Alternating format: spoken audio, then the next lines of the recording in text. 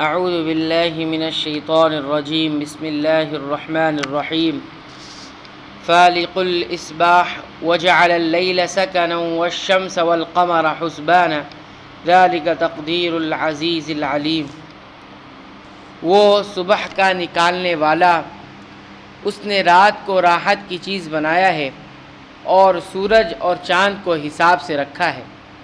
یہ ٹھہرائی بات ہے ایسی ذات کی جو قادر ہے، بڑے علم والا ہے۔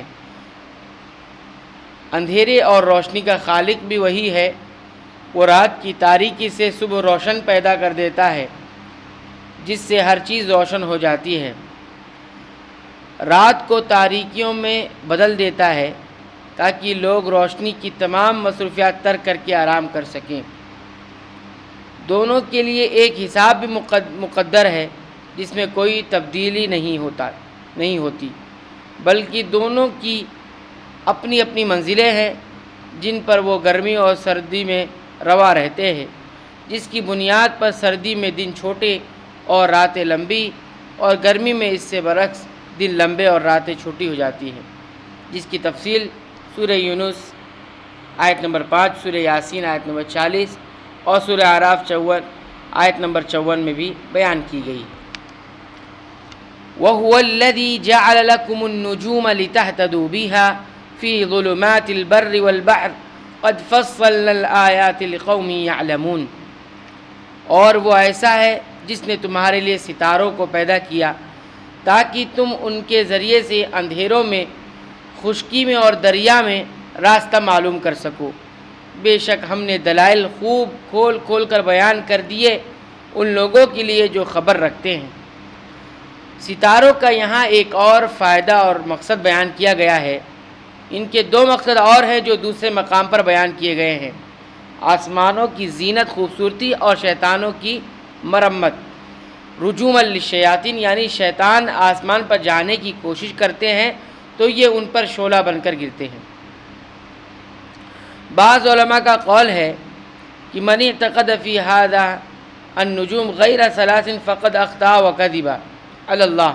ان تینوں باتوں کے علاوہ ان ستاروں کے بارے میں اگر کوئی شخص کوئی اور عقیدہ رکھتا ہے تو وہ غلطی پر ہے اور وہ اللہ پر جھوٹ باندھتا ہے۔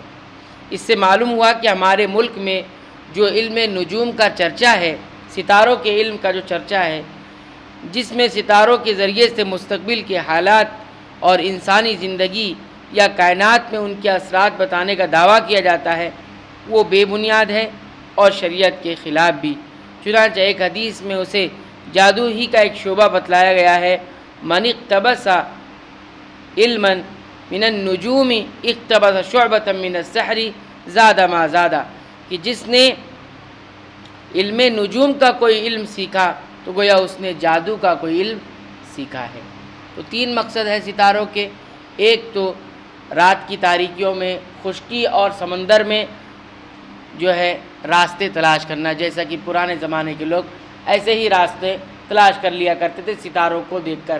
ستاروں کی جو گردش ہوتی ہے اور ستاروں کا جو مقام ہوتا ہے اس سے اندازہ ہو جاتا ہے کہ ہمیں کس سمت جانا ہے، کس سمت نہیں جانا ہے۔ تو ایک مقصد یہ تھا۔ دوسرا مقصد آسمانوں کی جو زینت خوبصورتی ہے وہ ستاروں سے ہے، تو اس لیے بھی اسے پیدا کیا ہے۔ اور تیسرا مقصد ستاروں کا جو بیان کیا گیا ہے قرآن کریم کے اندر وہ یہ ہے کہ ستارے جو ہے یہ شیطان کو مارنے کا کام دیتے ہیں۔ فرشتے کیا کرتے ہیں؟ انہی ستاروں کو توڑ کر مارتے ہیں، کن کو؟ ان شیاطین کو جو اوپر جانے کی کوشش کرتے ہیں، کچھ باتیں سننے کی کوشش کرتے ہیں۔ تو یہ تین مقصد ہے۔ تو علماء کہتے ہیں ان تین مقصد کے علاوہ کوئی چوتھا پانچواں مقصد کے تحت ستاروں کے بارے میں وہ سوچے سمجھے یا اس طرح کا عقیدہ رکھے تو وہ غلطی پر ہے، وہ اللہ پر جھوٹ باندھے، کیونکہ تین باتیں بتا دی گئی۔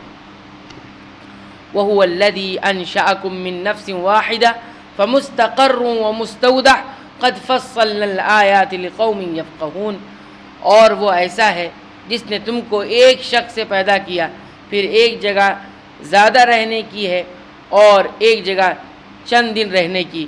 بے شک ہم نے دلائل خوب کھول کھول کر بیان کر دیے ہیں ان لوگوں کے لیے جو سمجھ بوجھ رکھتے ہیں۔ اکثر مفسرین کے نزدیک مستقر من نفس واحدۃ فمستقر و مستودع، تو مستقر کس کو کہا جاتا ہے؟ زیادہ دن رہنے کی جگہ، اور مستودع کہا جاتا ہے چند دن رہنے کی جگہ۔ تو مفسرین کے نزدیک مستقر سے مراد رحم مادر ہے، اور مستودع سے مراد صلب پدر ہے، ٹھیک ہے۔ اس طرح سے انسان کی زندگی کے کچھ مراحل ہوتے ہیں، وہ یہاں پر ذکر کیے گئے۔ اللہ تعالیٰ سے دعا ہے رب العالمین تو ہمیں قرآن کریم کی آیات کے مطابق اپنے عقیدہ، ایمان اور اعمال کی اصلاح کی توفیق عنایت فرما، قرآن کریم کی غور و فکر و تدبر کے ساتھ تلاوت کی توفیق عطا فرما، آمین۔